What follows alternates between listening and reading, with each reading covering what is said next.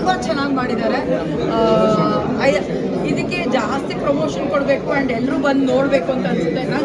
Film ಅಂದರೆ ಏನಂದರೆ entertainment. ನಮಗೆ ಎಷ್ಟೊಂದು ಪ್ರಾಬ್ಲಮ್ಸ್ ಇರುತ್ತೆ, ಮತ್ತೆ ಬಂದು ಫಿಲಮಲ್ಲೂ ಅದೇ ಥರದ್ದು ಟೆನ್ಷನ್ ಆಗಿರ್ಬೋದು, ಅಳೋದಾಗಿರೋದು ಇದ್ದರೆ ಬೇಜಾರಾಗುತ್ತೆ. ಅಂಥದ್ರಲ್ಲಿ ಫಸ್ಟಿಂದ ಲಾಸ್ಟ್ವರೆಗೂ ನಗಿಸ್ಕೊಂಡು ಒಂದು ಮಾರಲ್ ಆಫ್ ದ ಸ್ಟೋರಿ ಇಟ್ಕೊಂಡು ಮಾಡ್ಕೊಂಡು ಬಂದಿದ್ದಾರೆ. ತುಂಬಾ ಇಷ್ಟ ಆಯಿತು. ನನಗಂತೂ ಖುಷಿ ಆಯಿತು. ಎಲ್ಲ ನಾನು ಹೇಳ್ತೀನಿ, ಫಸ್ಟ್ ಡೈಲಾಗ್ಸ್ ಇರ್ಬೋದು, ಮತ್ತು ಕ್ವಿಕ್ ಇದು ಕಾಮಿಡಿ ಎಲ್ಲ ಥರ ಇದೆ. ಲವ್ ಸ್ಟೋರಿ ಇದೆ, ಫ್ಯಾಮಿಲಿ ಇದೆ, ಅಪ್ಪ ಅಮ್ಮ ರಿಲೇಷನ್ಸ್, ಮಕ್ಕಳ relations. It's a lesson for all the youngsters. I think ಯಾವ ಥರ ಇರಬಾರ್ದು, ಯಾವ ಥರ ಇರಬೇಕು ಅನ್ನೋದನ್ನ ಹೇಳಿದ್ದಾರೆ ಫಿಲಮಲ್ಲಿ.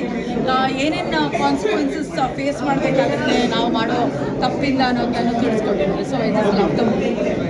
Thank you. I think continuous ನಗ್ತಾ ಇದ್ವಿ ಆ್ಯಂಡ್ ಒಂಥರ ನಮ್ಮ ಡೇ ಟು ಡೇ ರುಟೀನ್ಗಿಂತ ಒಂದು ಡಿಫ್ರೆಂಟಾಗಿ ಮಾಡಿದ್ದಾರೆ. ಕಂಟಿನ್ಯೂಸ್ ಅಂದರೆ ಥ್ರೂ ಔಟ್ ದ ಮೂವಿ ಎಲ್ಲಿನೂ ಬೋರ್ ಆಗಲಿಲ್ಲ. ನಮ್ಮ ಪಾಯಲ್ ತುಂಬ ಚೆನ್ನಾಗಿ ಆ್ಯಕ್ಟ್ ಮಾಡಿದ್ದಾರೆ. So all the best to the team and ಚೆನ್ನಾಗಿ ನಡ್ಸಿ. ಆ್ಯಂಡ್ ಎಲ್ಲ ಕಡೆ ಎಲ್ಲನೂ ಪ್ರಮೋಷನ್ ಜಾಸ್ತಿ ಮಾಡಬೇಕು. ಆ್ಯಕ್ಚುಲಿ ಈ ಥರ ಮೂವೀಸ್ ಇನ್ನೂ ಪ್ರಮೋಟ್ ಮಾಡಬೇಕು. ಐ ಥಿಂಕ್ ನೌಡೇಸ್ ಈ ಯಂಗ್ಸ್ಟರ್ಸ್ ಎಲ್ಲ ತುಂಬ ಸೋಷಿಯಲ್ ಮೀಡಿಯಾ ತುಂಬ ಶೋ ಆಫ್ ಮಾಡೋದು, ಗರ್ಲ್ ಫ್ರೆಂಡು.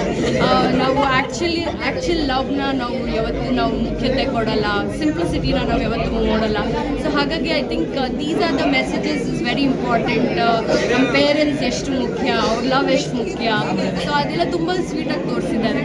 ಹಂಗೂ plus even the husband and wife relationship ಎಷ್ಟು ಮಟೀರಿಯಲಿಸ್ಟಿಕ್ಕ ಇಲ್ಲ ನಿಜವಾದ ಲವ್, ಅದೆಲ್ಲ ತುಂಬ ಕ್ಯೂಟಾಗಿ ತೋರಿಸಿದ್ದಾರೆ.